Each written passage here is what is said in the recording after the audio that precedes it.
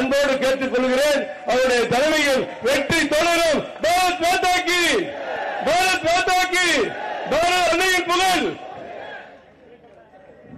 बोले भारत माता की, भारत माता की, भारत माता की.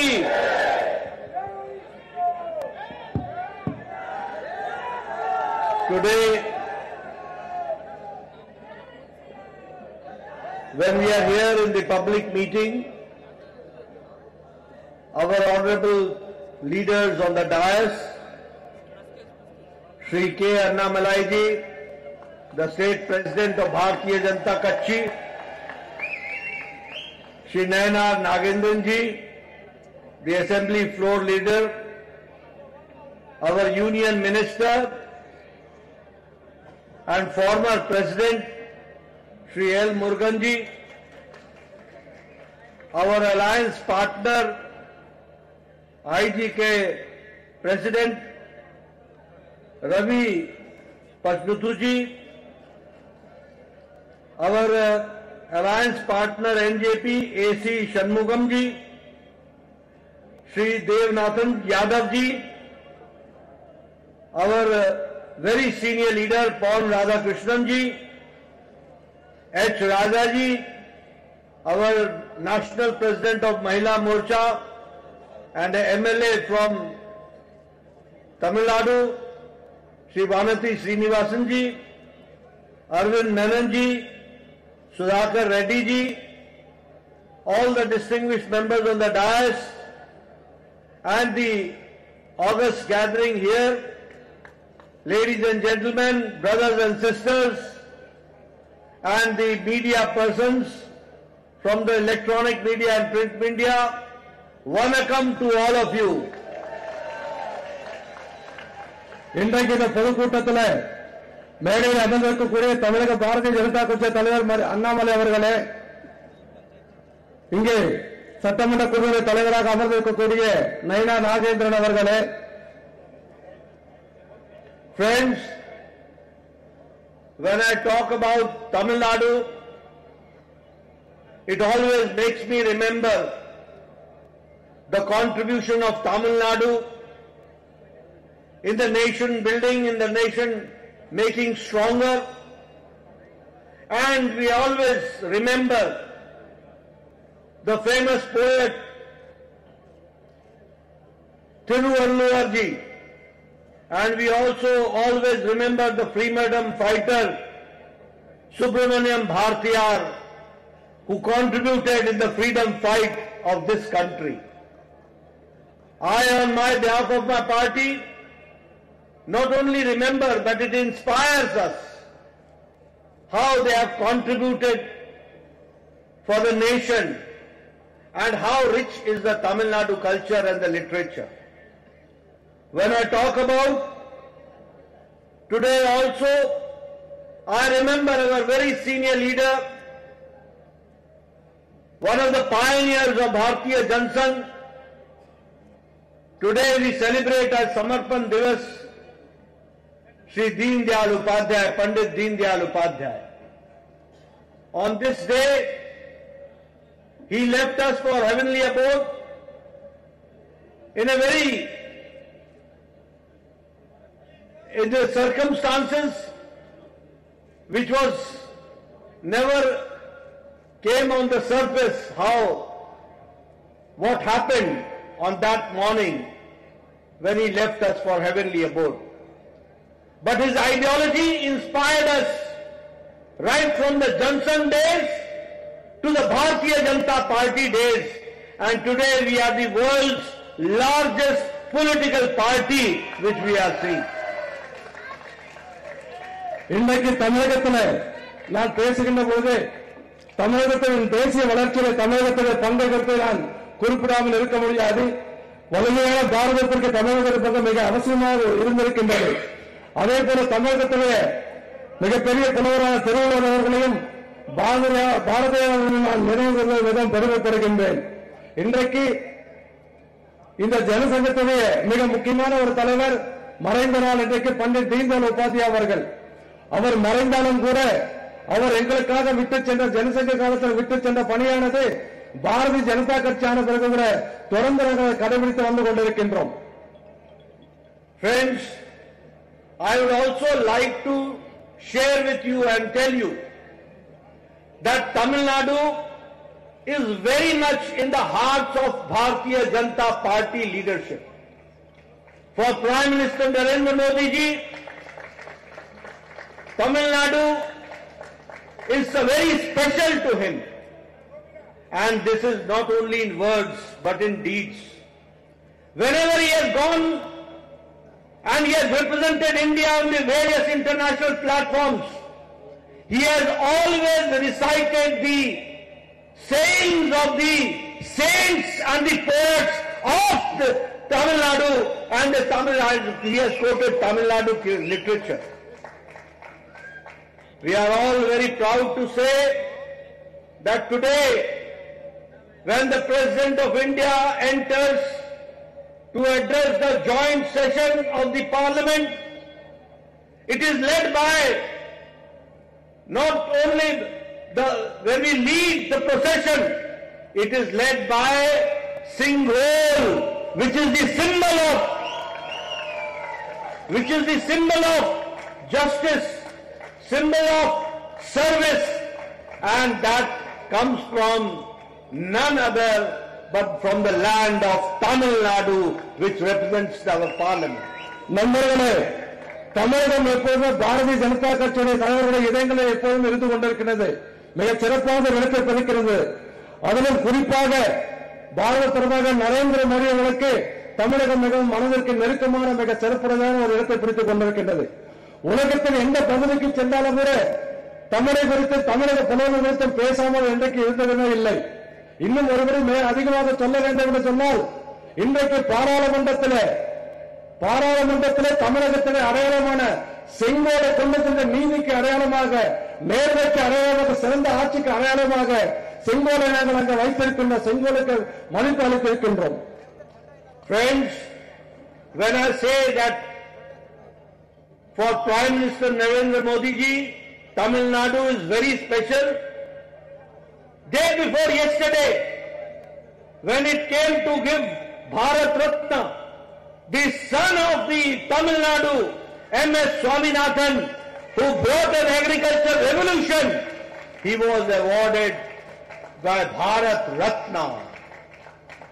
So, we all know that how our leader, Prime Minister Narendra Modi, and Bharatiya Janata Party always recognizes the rich contribution of Tamil Nadu in the nation building. When I say so, he did not only bring revolution, but he also brought food security to the country. M.S. Swaminathan brought food security to the country. Today, we are self-sufficient in food. We are there to help other nations. It is all because of the contribution of the great M.S. Swaminathan, who got the Bharat Ratna by our Prime Minister Narendra Modi ji. அது மட்டும் சகோதரர்களே, சமீபத்தில் மோடி அவர்களுக்கு தமிழகத்தை எவ்வளவு முக்கியத்துவத்தை மீண்டும் இன்னொரு செயல் மூலமாக நாம் புரிந்து கொள்ள முடியும்.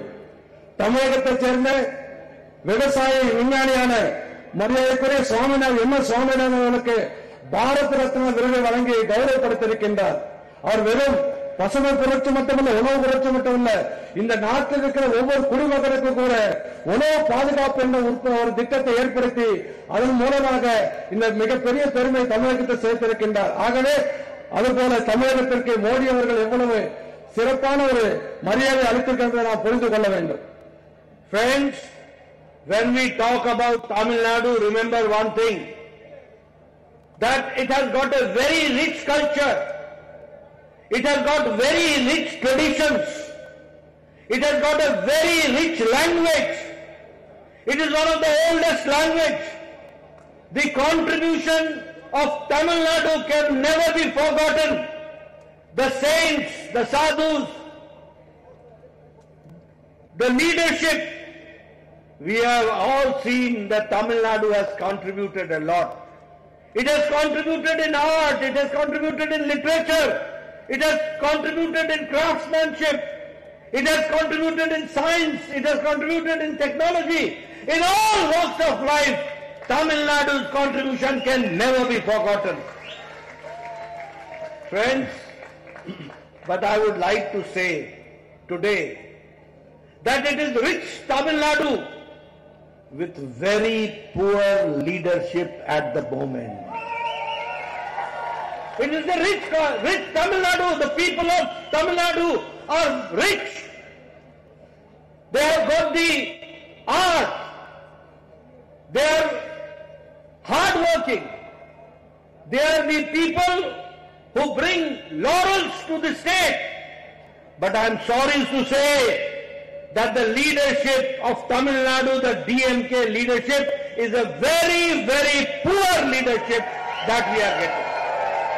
நண்பர்களே, தமிழகம் என்று சொன்னாலே தமிழகத்துடைய கலாச்சாரம், தமிழகத்துடைய பண்பாடு, அதே போல தமிழகத்துடைய பழமையான மொழி தமிழ் என்பதை நாம் பெருமை கொள்கிறோம். அதே போல தமிழகத்தில் இருக்கக்கூடிய சாதுக்கள், சன்னியாசிகள் உயர்வு குறித்து நாம் பெருமை பெறுகின்றோம். தமிழகம் இந்த நாட்டிற்கு தந்த தலைவர் குறித்து நாம் பெருமை பெறுகின்றோம். தமிழர் இந்த கலை, இலக்கிய துறைகளை, விஞ்ஞான துறையிலே, பல்வேறு துறைகளை தமிழகம் தந்ததெல்லாம் நம்மால் மறக்க முடியாது, பெருமை பெறுகின்றோம். ஆனால் இன்றைக்கு தமிழகத்தில் மிக மோசமான ஒரு தலைவன் இருக்கக்கூடிய ஒரு ஆட்சி இங்கே நடந்து கொண்டிருக்கின்றது. தமிழகத்துக்கு உண்மையே கடுமையான உழைப்பாளிகள். ஆனால் இன்றைக்கு தமிழகத்தை திசை திருப்பி ஒரு மோசமான திராவிட முன்னேற்ற கழக தலைமையாலே தமிழகம் இன்றைக்கு சீரழிந்து கொண்டிருக்கின்றது. This leadership lacks wisdom, does not have here anything, does not have anything, it lacks wisdom. It does not have the basic feeling and respect for democracy. Here where I came, the markets were shut down.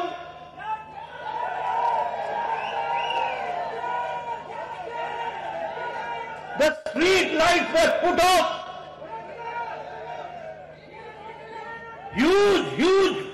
Huge platoon of police was deployed. It made me remember the emergency days. It made me remember the emergency days. But I would like to say, Mr. Stalin, days are not far when you will be out.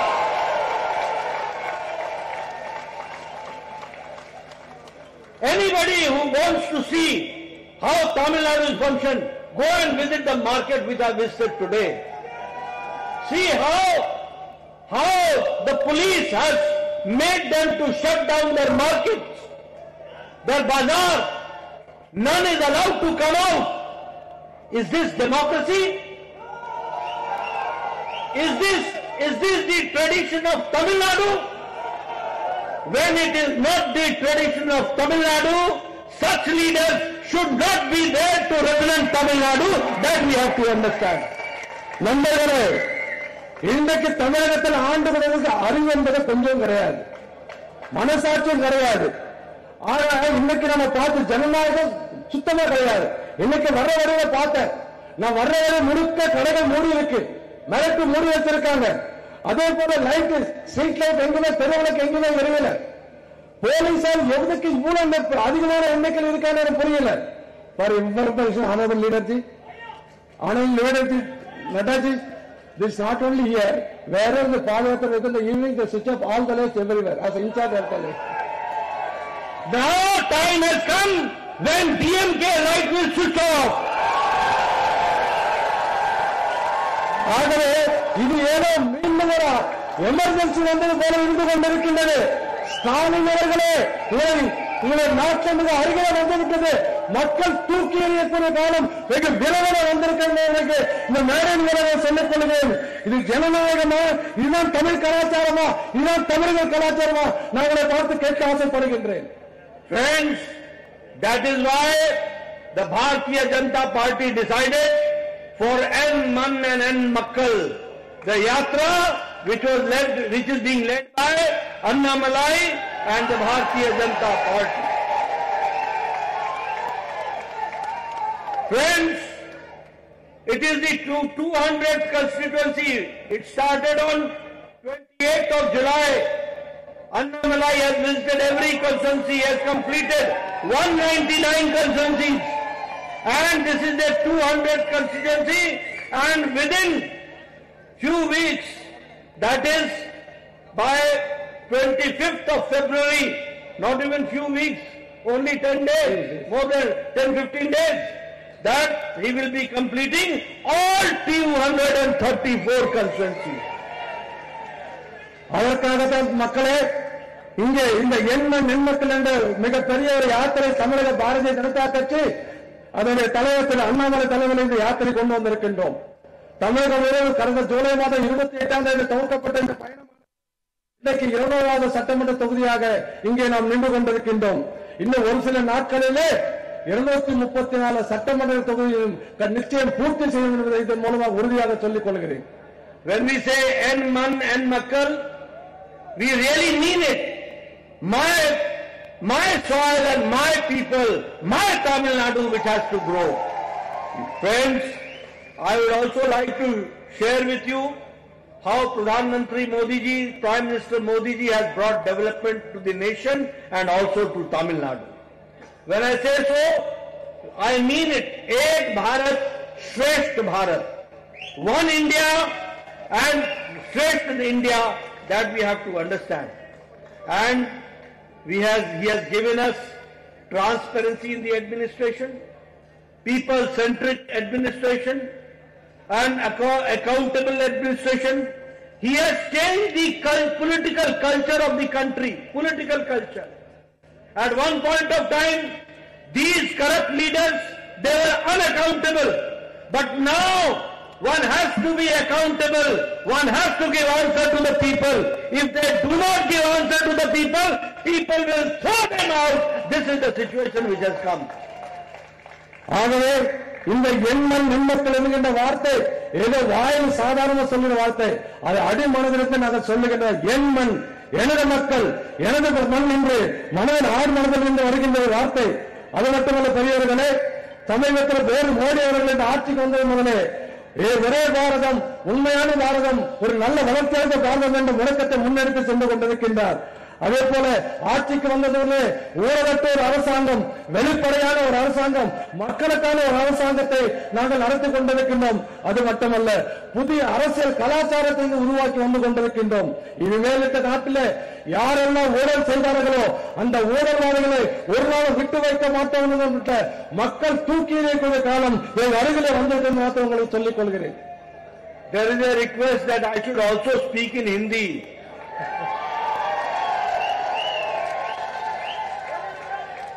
देखो, आपको जानकर आश्चर्य होगा, 2014 के पहले भारत की अर्थव्यवस्था को, इकोनॉमी को फ्रेजाइल 5 में गिना जाता था, फ्रेजाइल 5 में। आपको जानकर खुशी होगी कि मोदी जी के नेतृत्व में जब दुनिया की अर्थनीति डगमगा रही है, तो फ्रेजाइल 5 से निकल करके टॉप 5 में भारत आ गया है। ये भी हमको ध्यान में रखना चाहिए। आपको जान करके खुशी होगी कि हमने उस ब्रिटेन को, जिसने हमको 200 साल राज किया, उस ब्रिटेन को पिछाड़कर हम 5वीं नंबर की अर्थव्यवस्था बन गए। और इस बार तमिलनाडु से भी कमल खिला देना। 2027 में भारत मोदी जी के नेतृत्व में 3रे नंबर की अर्थव्यवस्था बन जाएगा। நண்பர்களே, ஹிந்தியில பேசுகிற கோரிக்கை ஹிந்தியில ஒரு சில வார்த்தைகள் நான் பேசுகின்றேன். 2017 ஆட்சிக்கு வந்த பிறகு உலக பொருளாதாரத்தில் 5வது இடத்திற்கு நாம் வந்திருக்கின்றோம். நம்ம எல்லாம் ஆண்ட இங்கிலாந்து நாட்டை பின்னுக்கு தள்ளிவிட்டு நாம் 5வது இடத்துக்கு வந்திருக்கின்றோம். இந்த ஒருமுறை நீங்கள் பாரதிய ஜனதாவின் ஆட்சிக்கு ஆதரவு கொடுத்தால் 3வது இடத்திற்கு பாரதம் பொருளாதார நாடாக மாறிவிடும் என்பதற்கு இந்த நேரத்தில் உறுதியோடு சொல்லிக் கொள்கிறேன். आज इंडिया 3रे नंबर का ऑटोमोबाइल इंडस्ट्री बन गया, 3रे नंबर का। हमने जापान को पछाड़ दिया। जापान जिसकी गाड़ी के बारे में बोलते थे डैटसन टोयोटा, आज भारत तीसरे नंबर का ऑटोमोबाइल इंडस्ट्री बन गया है। आज भारत जो 10 साल पहले 92% मोबाइल मेड इन चाइना होता था, आज 97% मोबाइल आपके हाथ में मेड इन इंडिया है, मेड इन इंडिया। स्टील में, इस्पात में हम चौथे नंबर पर खड़े थे, आज हम दूसरे नंबर पर खड़े हैं। यह भी हमको ध्यान में रखना चाहिए। हमारा एक्सपोर्ट 2.5 गुना बढ़ा है और स्टील मैन्युफैक्चरिंग में मैंने पहले बताया कि हम दूसरे नंबर के बन गए हैं। यह भी आपको ध्यान में रखना चाहिए। यही नहीं, बहुत से एजेंडा, बहुत सा काम जो लंबे समय तक रुका हुआ था, मोदी जी ने उसको भी पूरा करके दिया है। 500 साल का संघर्ष, 500 ईयर्स का स्ट्रगल राम जन्मभूमि के लिए 22 जनवरी को रामलला की प्राण प्रतिष्ठा नरेंद्र मोदी जी ने की है। जय जय श्री राम। इसके साथ साथ along with it article 370 has been abrogated. धारा 370 को धाराशाही कर दिया गया है। अब कश्मीर भारत का अभिन्न अंग बन गया है और इसके साथ साथ देश को आगे बढ़ाने का काम मोदी जी ने किया है। बोलिए, किया है कि नहीं किया है? आगे बढ़ाया है कि नहीं बढ़ाया है? अब आप मोदी जी को आगे बढ़ाओगे ना, आगे लाओगे ना, फिर से 2024 में 400 पार करोगे ना, एनडीए को 400 पार करोगे ना। मित्रों, ध्यान रखना चाहिए कि आज जो बजट आया, நம்மளுடைய அனுபவத்தில் இல்லை, பாரத நாடு ஆட்டோமொபைல் இண்டஸ்ட்ரி வாகன உற்பத்தியிலே ஜப்பானை மிஞ்சி இன்னைக்கு 3வது இடத்துக்கு நாம் வந்திருக்கின்றோம். அதே போல 10 ஆண்டுகளுக்கு முன்பாக நாம் வைத்திருக்கின்ற செல்போன்கள் 92% சைனாவில் மேட் இன் சைனாவில் உற்பத்தி ஆகிக் கொண்டிருந்தது.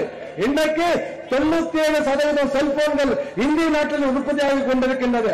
அதே போல இரும்பு உற்பத்தியில் நாம் 14வது இடத்திலிருந்து 2வது இடத்திற்கு வந்திருக்கின்றோம். அதே போல ஏற்றுமதி நாம் வளர்ந்திருக்கின்றோம். அத்தனைக்கு மேலாக 500 ஆண்டு காலமாக தீராதிருந்த ராம ஜென்மபூமி பிரச்சனை தீர்க்கப்பட்டு கடந்த ஜனவரி மாதம் 29ஆம் தேதி அன்றைக்கு ராம ஜென்மபூமியிலே அயோத்திய ராமருக்கு மிகப்பெரிய கோயில் கட்டப்பட்டிருக்கின்றது. அதற்கு பிறகு அதற்கு முன்பாகவே காஷ்மீருக்கு சிறப்பான சட்டம் ஆர்டிகல் 370 நாம் ரத்து செய்திருக்கின்றோம். அதன் மூலமாக காஷ்மீர் நாட்டினது பிரிக்க முடியாத ஒரு பகுதியாக மாற்றிருக்கின்றோம். ஆகவே நாடு முழுவதும் மோடி அலை வீசிக் கொண்டிருக்கின்றது. உங்களை பார்த்து நான் கேட்கின்றேன், அடுத்து வருகின்ற நாடாளுமன்ற தேர்தலில் மோடி அவர்களுக்கு ஆதரவு தருவீர்களா என்று நான் கேட்கின்றேன். ஆகவே 2024 தேர்தலில் 400 எம்பிகளுக்கு அதிகமாக பாரதிய ஜனதா கட்சி வெற்றி பெற்று ஆட்சி அமைக்க ஒரு ஆதரவு தர வேண்டும். मित्रों, मैं आपको यह भी बताना चाहता हूं कि जो 1 तारीख का बजट प्रधानमंत्री मोदी जी के नेतृत्व में आपकी धरती से हमारी नेत्री निर्मला सीतारमण जी ने जो रखा, उसमें ये रखा है कि आंगनबाड़ी और आशा वर्कर को और उनके हेल्पर को आयुष्मान भारत में जोड़ दिया जाएगा। इसको भी उन्होंने आगे रखा है। इसके साथ साथ 1 करोड़ घरों पर 1 करोड़ सूर्योदय योजना, यानी सौर ऊर्जा, सोलर एनर्जी, इसको लगाया जाएगा और 1 करोड़ घरों को 300 यूनिट बिजली फ्री दी जाएगी और साल में उनसे 17-18 हजार की बिजली खरीदी जाएगी। इसका व्यवस्था की गई है। इसके साथ साथ 3 करोड़ लखपति दीदी बनाने का निर्णय भी कर लिया गया है और इसके साथ साथ ऑयल को, तेल को उसमें हम तेल में आत्मनिर्भर हो जाएंगे, इस तरीके की बात भी कही है। मित्रों, जब मैं डीएमके की बात करता हूं तो डीएमके नॉर्थ और साउथ का डिवीजन डालती है, लेकिन मैं बताना चाहता हूं कि जहां तक सवाल है, एक मिनट भैया,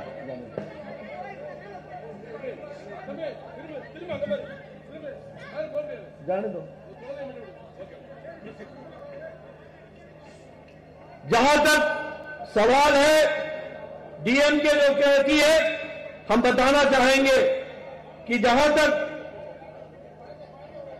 तमिलनाडु की दृष्टि से अगर मैं प्रधानमंत्री अन्न योजना की बात करूं तो 80 करोड़ जनता को अगर 5 किलो गेहूं या 5 किलो चावल दिया गया है तो वही तमिलनाडु को भी 3 करोड़ 60 लाख लोगों को प्रधानमंत्री अन्न योजना में जोड़ा गया है।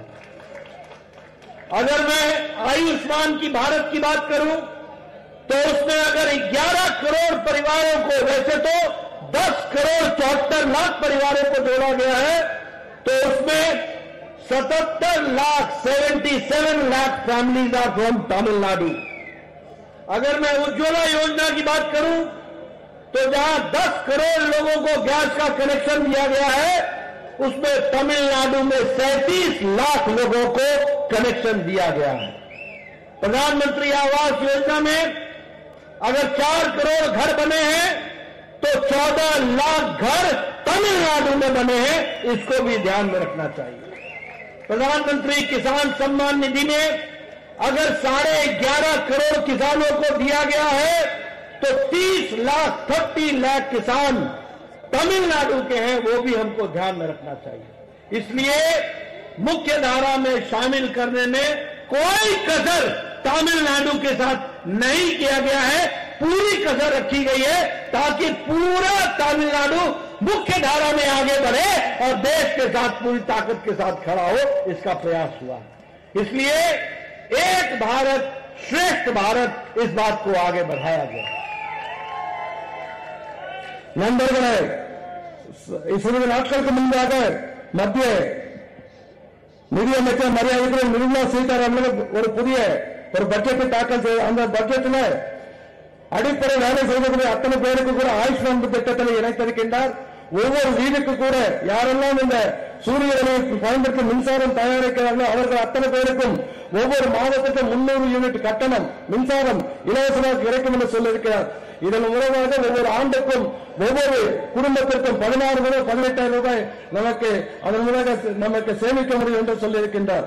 அது மட்டுமல்ல, இந்த ஆண்டிலே 3 கோடி பெண்களை லட்சாதிபதி ஆக்க வேண்டும் என்ற திட்டத்தை அறிவித்திருக்கின்றார். இது தற்சார்பு பாரதம் இந்த திட்டத்தின் மூலமாக 3 கோடி பெண்களை லட்சாதிபதி ஆக்க வேண்டும் சொல்லியிருக்கின்றார்.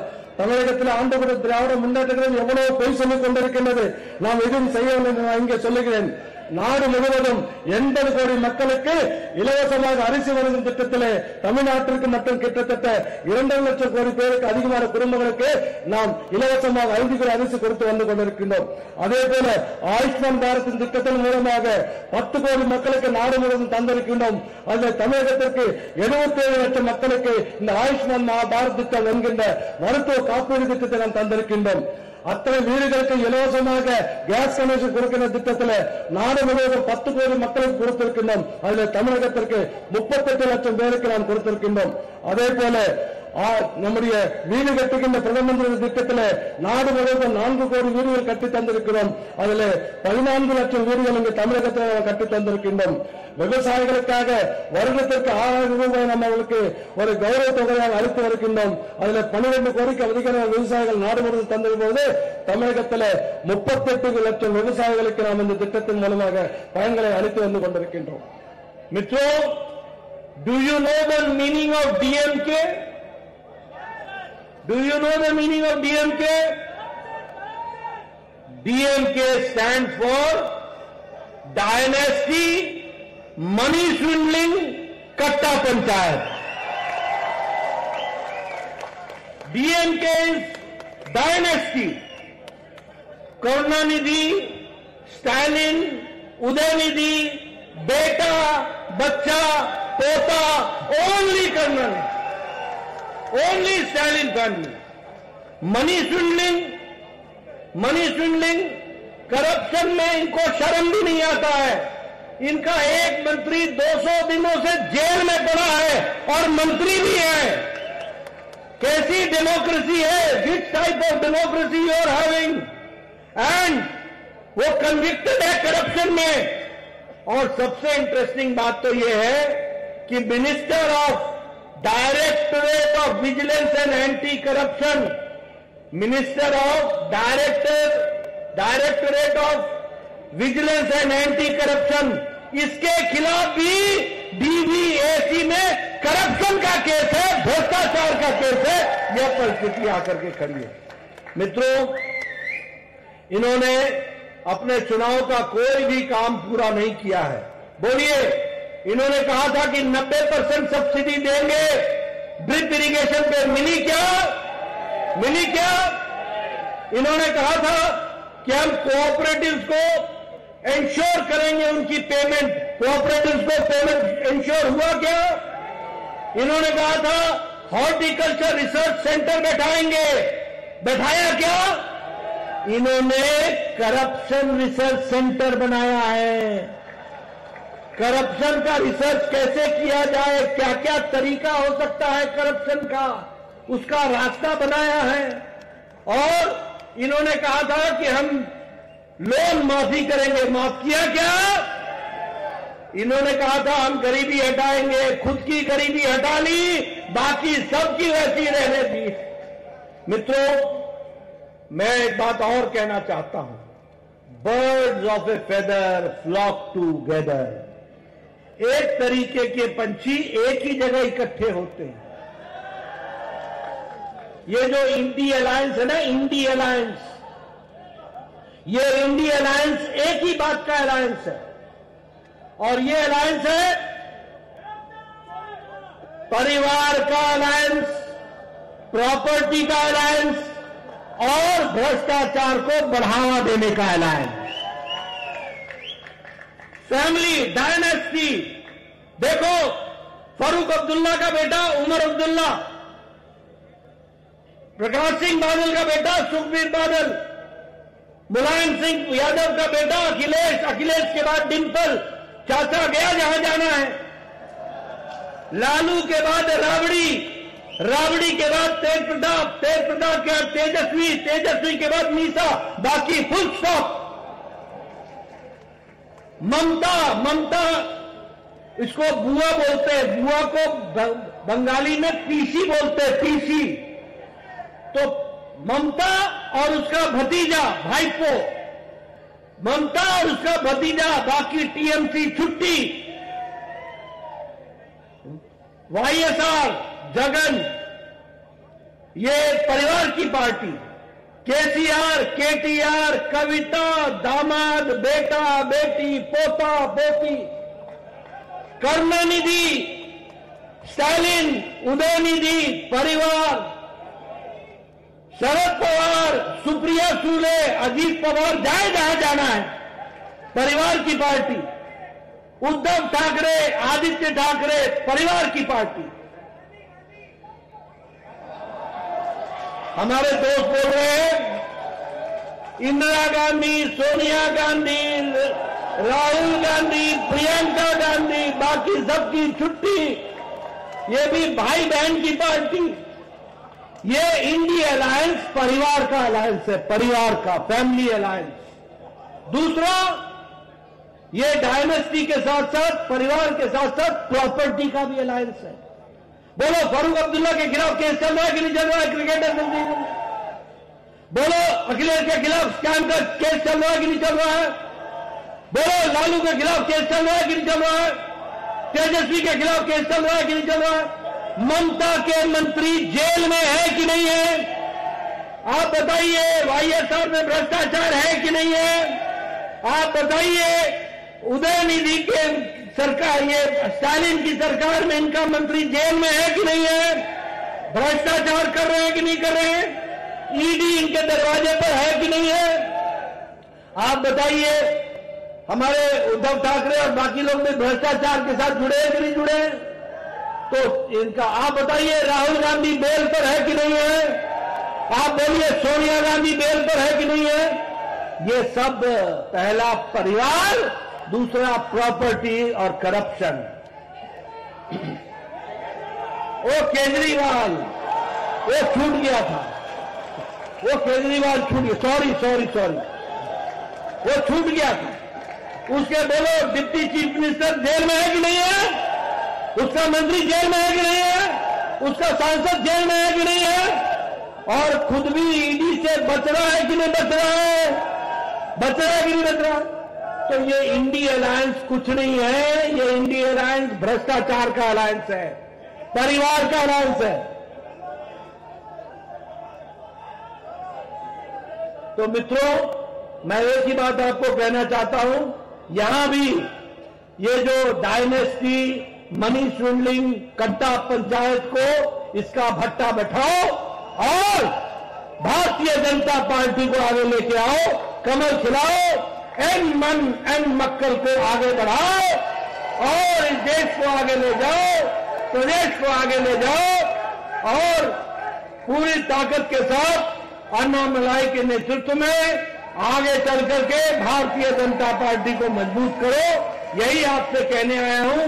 और ऐसी भ्रष्टाचार सरकार को घर में बैठा दो और उन लोगों को आगे लाओ जो काम करने के लिए तैयार हैं, आपकी चिंता करने के लिए तैयार हैं। बहुत बहुत धन्यवाद। नंबरगले திராவிட முன்னேற்ற கழகம் சொல்லுகிற தெரியும், டிஎம் சொன்ன குறும்பு அரசியல், அதே போல பணத்தை கொள்ளையடிக்கிறது, கட்டப்பொங்கல், இதெல்லாம் சேர்ந்த திராவிட முன்னேற்ற கழகம். அதே போல இங்க 200 நாள் ஒரு அமைச்சர் ஜெயிலில் இருந்துட்டு இருக்கார், அதை பற்றி கொஞ்சம் கவலைப்படல, அவருக்கு கட்சியின் சம்பளம் வந்துட்டே இருக்கு. அதே போல இங்க ஒரு அமைச்சர் விஜிலன்ஸ் மினிஸ்டரா இருந்தார்,